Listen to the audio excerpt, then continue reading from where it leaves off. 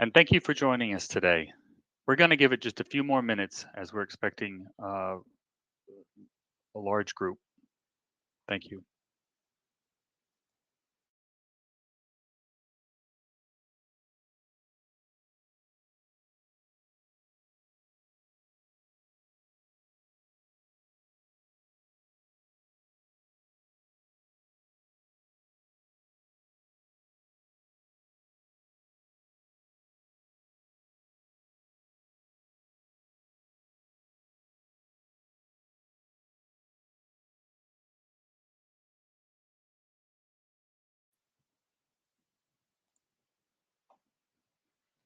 Okay, well, let's get started. We've got some housekeeping items to attend to first.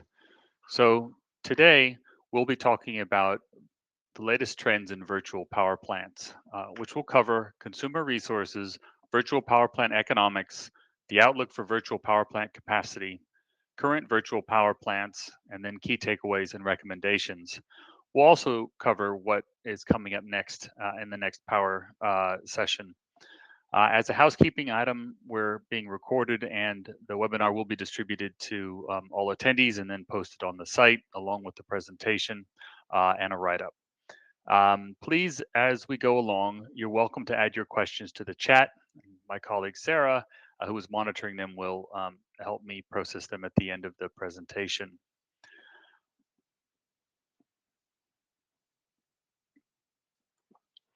Okay, so my name is Ezra Beeman, and I'm Managing Director of Energea, a management consultancy focused on the energy transition with offices in Sydney, Australia, and also in Davis, California.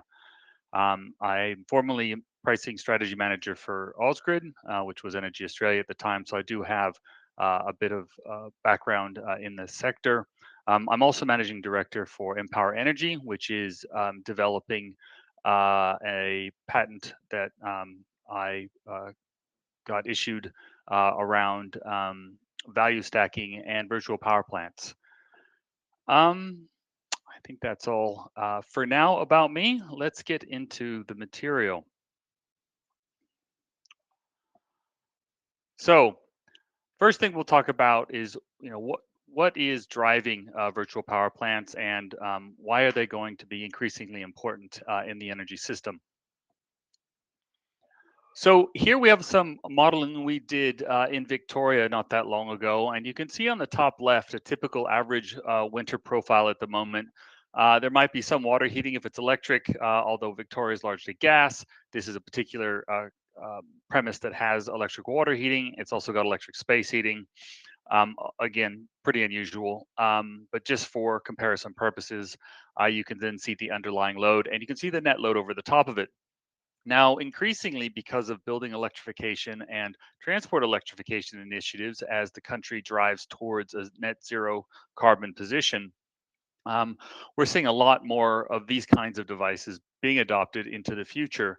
And what we wanted to call out is just how significant consumer technology adoption decisions are to the future load that is being connected to the grid and the load that could be coordinated through new technologies like virtual power plants. And just on the bottom left slide, you can see the current consumption of around 6.5 megawatt hours if you did have the above electrification uh, sorry, if you had the average consumption in Victoria, potentially what would happen if you increased your energy efficiency 25%, which is probably about reasonable. If you added 8 kilowatts of solar PV to your system, noting that the average in Australia now, before you adjust for small commercial, is around 10 kilowatts on a national basis. You've got EV consumption of two battery electric vehicles, and then the potential for further electrification. And that would give you a net position of moving from, say, 6.5 megawatt hours to around 2 megawatt hours. But this isn't all happening at once. It's going to happen over time, and it may, to differing degrees, happen with different configurations. However, if you apply all that to the same residence we've shown in the top left, you'd have a relatively different outcome where you've got a much bigger gap in the middle of the day, I guess, duck curve in the middle of the day. This is at the household level. And despite a lot of PV, the additional EV charging and electrification is leading to not a net outcome, but that's certainly not a low cost profile to serve.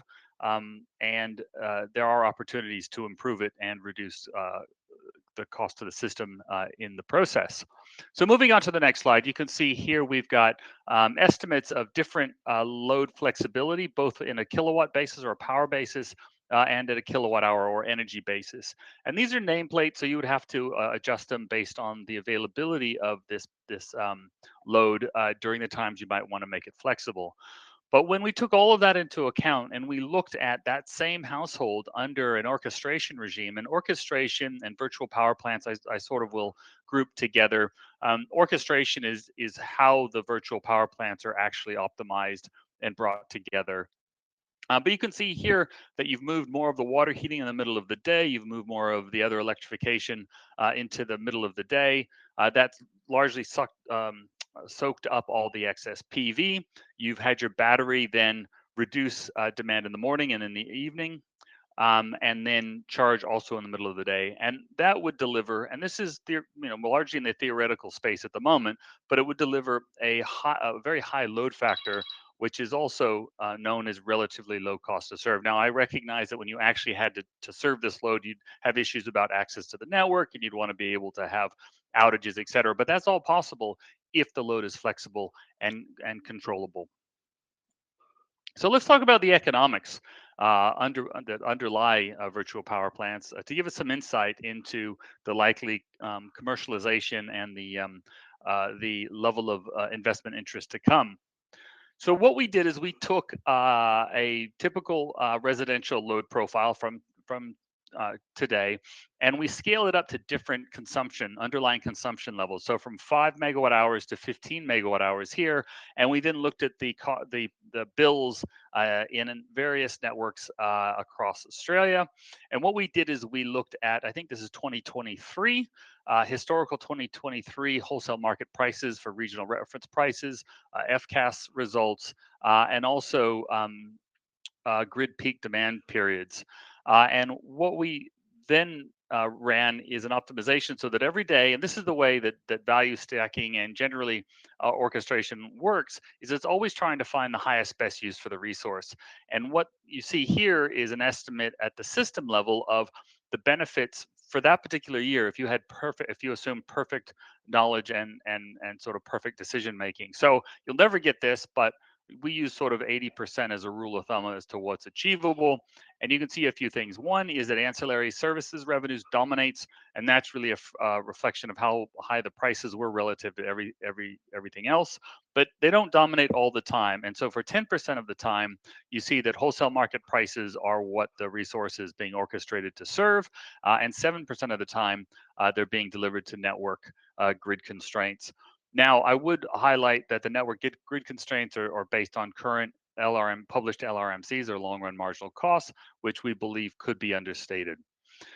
The other thing we looked at is if you were to orchestrate the customer's bill, these are the sorts of returns you could see. Now, this is not what's happening necessarily at the moment with the VPPs. Mostly they are looking at monetizing it on behalf of the retailer, but together they represent significant value that we see as potentially accelerating the adoption of behind the meter resources with flexibility. So if we look and just do a comparison, and this is something that I think may be surprising to many on the webinar, but I think if you've read AMO's latest ISP, which I know the industry has not really been comfortable with, but you can understand maybe why AMO's ISP middle scenario sees so much behind the meter storage coming online for a couple of reasons. One, if you were to compare a Tesla Powerwall 3, which includes solar and is not yet available, and you compared it after you took off the cost of the solar or considered the avoidable cost of a solar inverter, and you compared that to utility scale of 3 hours of storage, you get about half the cost. Now, I know this is an imperfect comparison, but assuming that this energy is going to serve others in the low voltage or even the high voltage network, it's probably not an unfair comparison. If you were actually delivering power to someone connected to subtransmission or transmission, then maybe it's not quite the same because you've got more infrastructure that the Tesla Powerwall would need to actually cover to serve the load at the transmission level. But here we've combined or looked at different kinds of VPP service opportunities, whether it's the FCAS market or the Frequency Control Ancillary Services market, which was the largest value in the last slide. The utility scale storage can then earn money in the energy markets. We've put that down here so that you can see where it's avoiding these costs for the retailer. You've got transmission services, peak demand management. We've got voltage management here. We're saying here that maybe distributed VPPs are going to be more difficult to provide that same level of service, but you see that they have a voltage management opportunity down lower in the network, and which is slightly higher just because of the relative cost of that infrastructure. You also have distribution services here that the transmission connected utilities batteries can't address. Anyway, when you add all of that up, you get a slightly higher potential addressable benefit stream here. And so we can see it can, according to this analysis, it's lower cost. You can address more benefits. And the other key advantage is just how fast behind the meter is able to be installed. Usually you call somebody up, they come out, you might get this installed in a couple of weeks, notwithstanding what connection arrangements or paperwork is required by the distribution network, compared to years for different kinds of transmission projects, which are in the bottom right. So I think just from the economics and from the connection and development timeline challenges, VPP seem to be very well placed to meet a great deal of the ISP's requirements. So what we've done here is we've calculated how much on average VPPs are paying a battery, right? And that battery being a Tesla Powerwall in this example. And so we divided what that was worth in either power kilowatt terms, up here, or kilowatt hour terms. And then we applied it to different kinds of other flexible resources, whether it's a pool pump, a water heater resistive or heat pump, etc. And you can see the calculations we've assumed either in the notes on the page, but also looking at the previous slide where we talked about power and total energy. And one of the key findings here is that some of these other resources could actually be much more valuable than a battery virtual power plant. However, we've only found battery. I mean, I recognize that some retailers, for example, Origin has a virtual power plant that includes a lot of the load control. I guess what I'm trying to say here is we haven't seen any of these VPP operators providing a posted price for hooking up anything more. And I guess that's something we're keen to see, though I recognize why batteries have been preferred to date. Just a lot more straightforward. Okay, let's talk about the outlook. So that's great. A lot of potential here with consumers and electrification. The economics, look interesting, need to be proven. But I mean, is this going to be a significant opportunity? So what we did here is we looked at the AMO's latest input and assumptions report, where they have a forecast of total batteries that are flexible. So the actual level of battery capacity is even larger than this, but this is flexible and it's distributed across different consumer segments. And you can see this is largely small capacity that's included here. And you can see here the assumption of how much of that is deemed to be. Actually, sorry, this is total. This is flexible. So I believe that we need to apply this to that particular number, but I may get corrected. And then we're also looking at V2G, and V2G you see is coming up much later. These are not our forecasts, by the way. These are the market operators. And you can see here the market operator is not sure that any significant proportion of this battery capacity is going to be flexible. Our views are that this will be slower to emerge, but we believe it will be much higher than this. So if that's the case, this capacity could grow to equal almost the same size as behind the meter flexible battery capacity, which is approaching 25 gigawatts here. And we'll talk about it a bit later in the presentation, but we're talking 50% or more of total battery capacity, not energy, to come from behind the meter via the virtual power plants. All right, so let's talk about, well, given all that, what is the actual current competitive landscape? So I won't go through this in detail. Here's a smattering of most of the VPPs we're able to find. You'll see that there's a range of different VPP operators, a lot of retailers, all the tier ones. We've got a number of tier twos. We've got some specialists here in this space, and then we've got some OEMs with Sonnen and Tesla. And I think things to notice are, are they in all of the states? Can it do FCAS? Or are they looking to do FCAS services because of how valuable they are?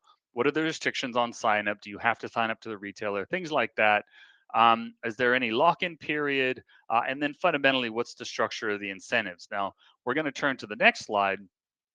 Um, because it's going to tell us some of the key details that are not shown in just a collection of posted data.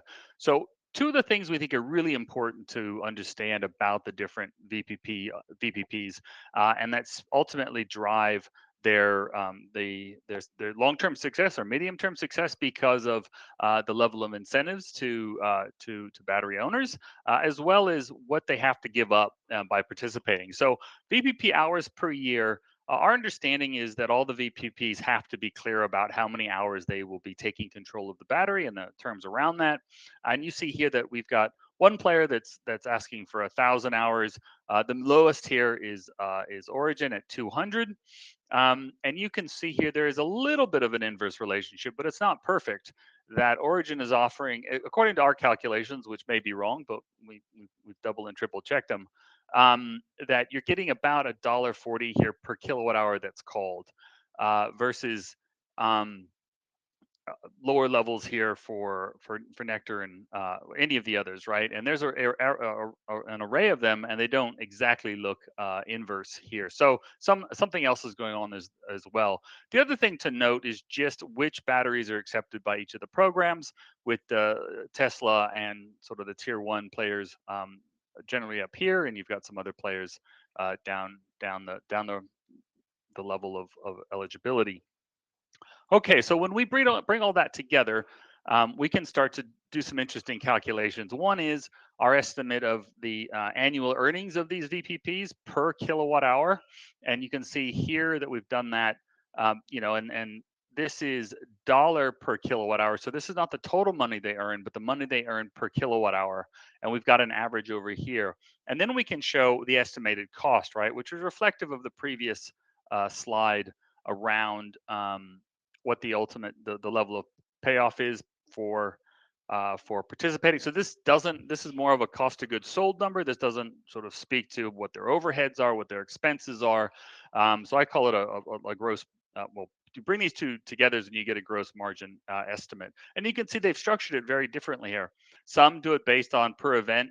Some do it on a credit. Some do it based on an annualized sign up bonus, or at least that's the way we've calculated it.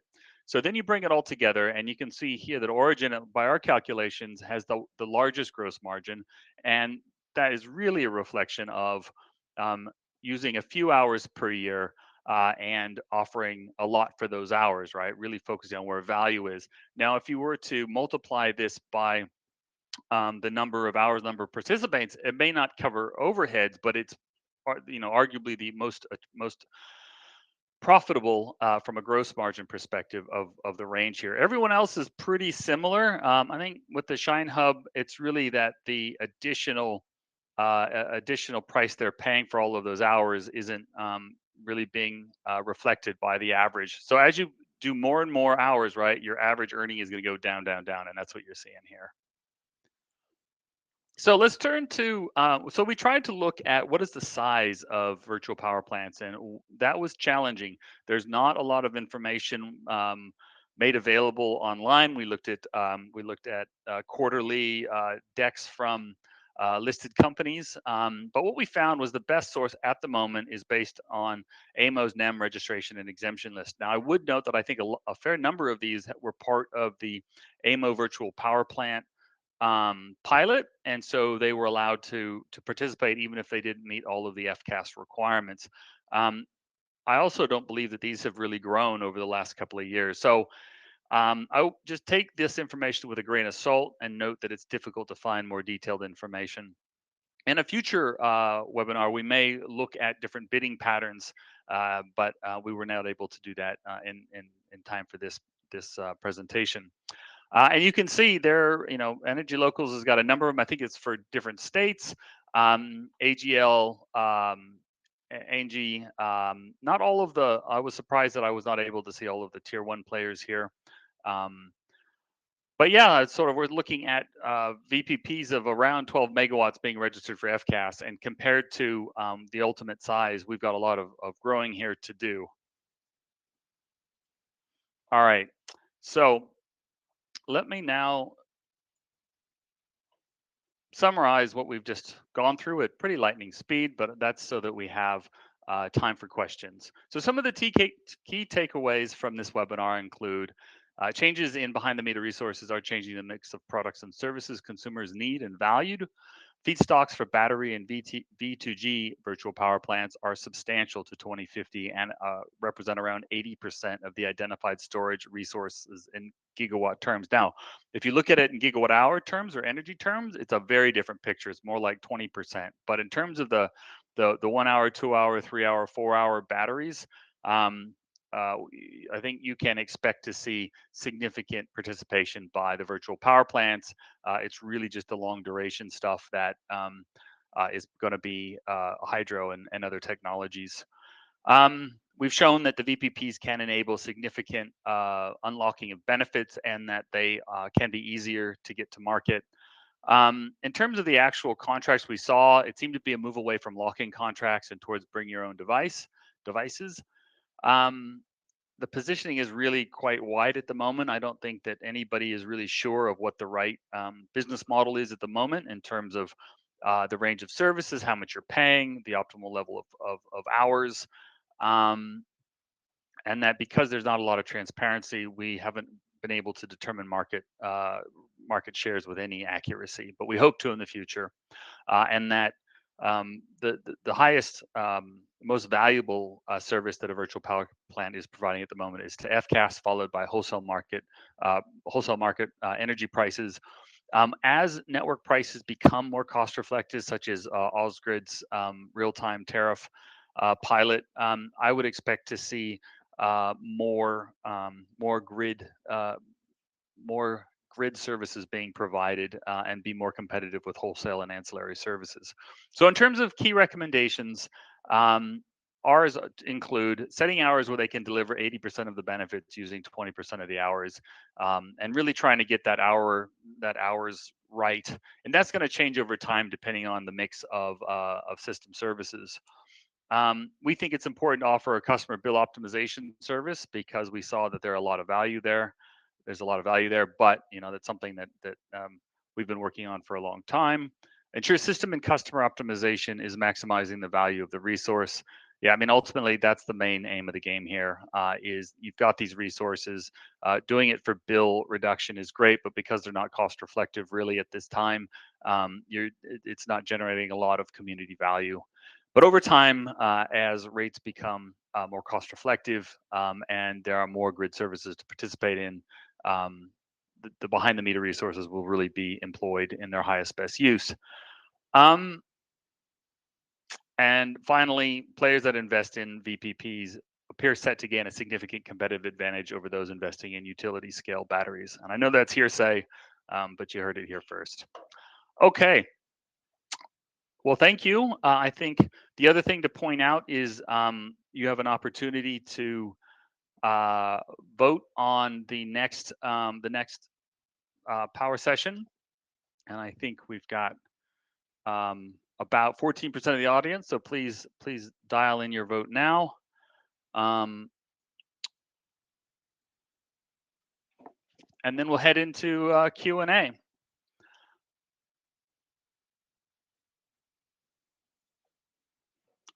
So Sarah, if you, okay, will tariffs become dynamic, cost reflective? We're definitely seeing a trend in that direction. For example, the pilot name escapes me just at the moment that Ausgrid's running, and really, I mean, this is the most cost-effective way of sending the price signal. The machines can interpret real-time prices; they can forecast it, and but it's not absolutely needed. You can go get a lot of the same outcome using static prices. But I think as you start moving towards voltage constraints and more localized, spatial grid services, we're going to probably move to that because that's just you can't price in voltage compensation and you can't price in thermal overloads and condition-based reliability support using some kind of fixed schedule. Next.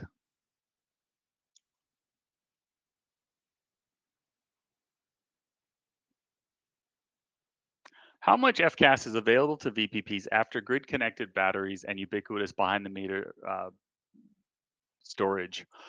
And look, this is a good question, right? Because these batteries, by law, have to provide a certain amount of volt var, volt watt, and so it almost becomes like a regulation service that's provided for free. And I've had discussions with different transmission and distribution level folks about, is that really fair? And I think those are great, but you still need the ancillary services for contingency events. Like if you lose an interconnector, if the sun goes behind a lot of the NEM, there has to be backup plans. You're just not going to be enough of a response, is my understanding, but it isn't grounded necessarily in, power system studies.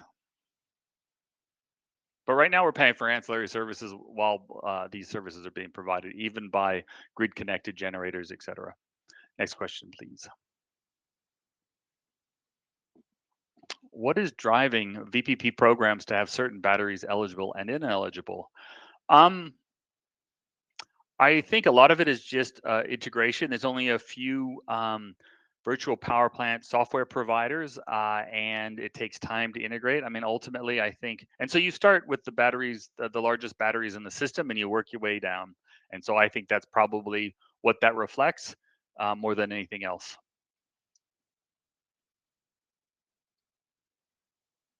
Haha. Ooh, this is a loaded question. So, what do you think the impact of AEMC's unlocking CERB benefits through flexible trading rules change? And the reason I say it's a loaded question is we've been advising the AEMC on that particular rule change.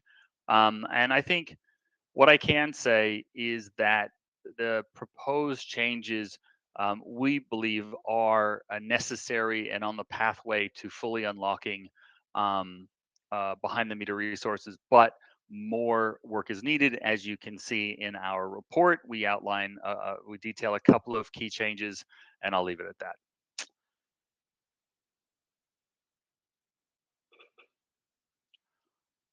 Have you considered community batteries deep in distribution, providing energy storage as a service to consumers? That is, in effect, an extensible virtual battery behind the meter. Yes, I agree. For the most part, I think the community batteries. I mean, when we've looked at this and we've spoken with some of the DNSPs who are all planning on putting as much batteries as they can into their zone subs and up their poles, and then everywhere else that they can. And there's a huge arena grant for community batteries. um, I think the challenges that are going to be faced, one is that when you put a battery behind your house, you're going to get that for reliability.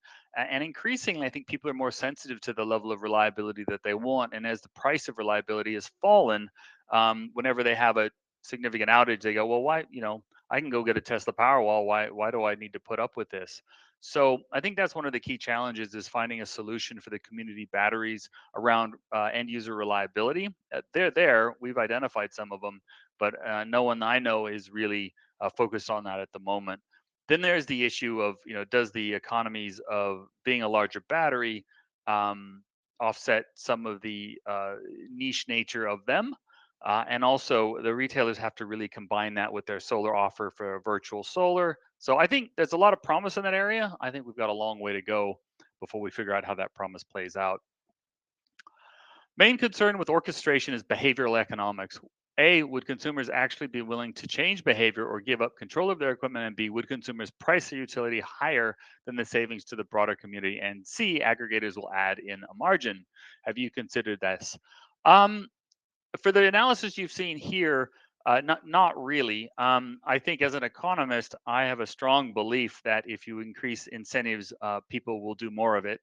and that fundamentally people are increasingly investing in batteries because they are a good investment. Initially, I think the investment was really around reliability or the ability to be even greener by not letting a single kilowatt hour of solar go into the grid so that you can offset all of your consumption. But as storage is becoming more of an investment, just like with solar, it went from people that were sort of diehard environmentalists to the early majority and then the mass majority that really just wanted to be more energy independent and to control their energy costs.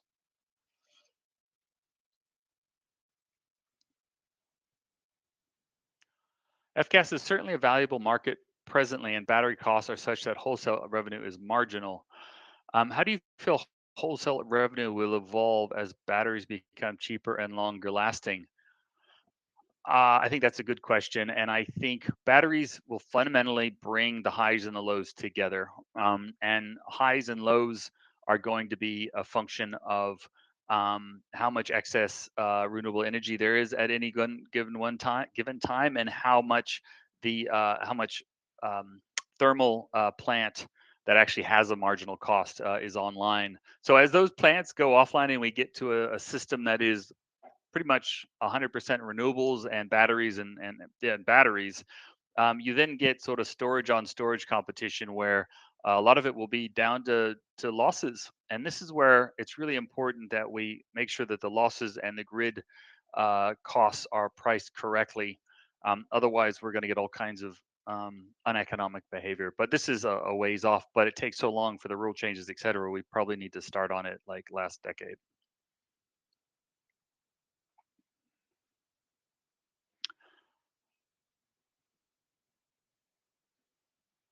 Dynamic tariffs complicated by default market offers. Um, I think that's a question. Are dynamic tariffs complicated? I don't know that they are. I mean, anything that's not on the standard market. I mean, the standard market offer is a locus for people to sort of seize on, but those standard market offers, taking on more risk has to come with more reward. So if there's no advantage in going to the dynamic pricing, then it's going to see less of a adoption. What do you see the mechanism of orchestrating behind the meter? For example, the smart meter. I think there are many ways to skin that cat. I think the devices will have their own controls. I think ultimately you're going to have devices that communicate quickly behind the meter. When we did the project for King Island, for example, one of the key questions was: do you get in specialists that just manage air conditioners, or do you get in folks that optimize at the site level? And I don't think that has been settled yet.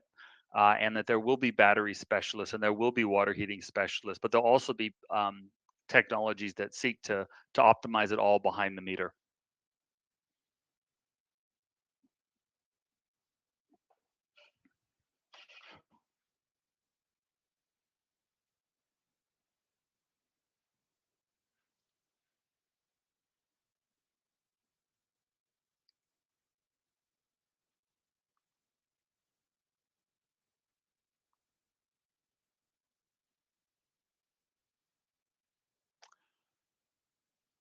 This is really a statement. AMO's assumption desires are driven by its supply side only system construct, and so with VPPs to be almost exclusively focused on dispatch rather than demand side management and temporal load shifting and consumer savings over market participation.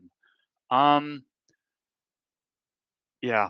I mean, I think my understanding of AMO's optimization process is they're looking for the least cost resource, maybe not focused on sort of bidding patterns and strategic behavior. And so if they came to a similar conclusion around relative cost, then the VPPs look like they should be entering. How would DNSPs monetize behind the meter um, energy storage systems for peak demand reduction?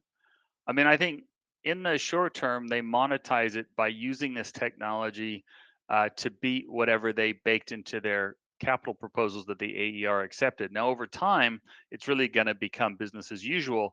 And like retailers, networks that better harness this technology to minimize their cost structures will get scored more highly by the AER's CapEx and OpEx benchmarking and are more likely to be waved through. with their capital programs, which they will then earn a whack on for almost ever. So that's how I see the connection of using new technology in a way, as long as it's sustainable. Because if you're just doing short-term gains, then the system doesn't really provide those incentives.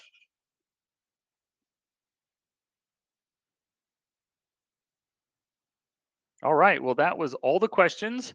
Quite a wide range. So thank you for your engagement. Thank you for attending today. And look forward to our next webinar, which is going to be on the ancillary services market. And I was glad to see that the scoring on that was pretty high. But we really felt, given what you saw today in the FCAS market in terms of pricing, is how much longer can that go on? Is it just going to get squashed next year when the biggest battery in the southern hemisphere gets connected? Or are there fundamental drivers that mean we could see it persist or go away and come back again? So that's what we'll be covering off in the next webinar in May. And we'll be sending out more details around that soon. Thank you. Have a nice day.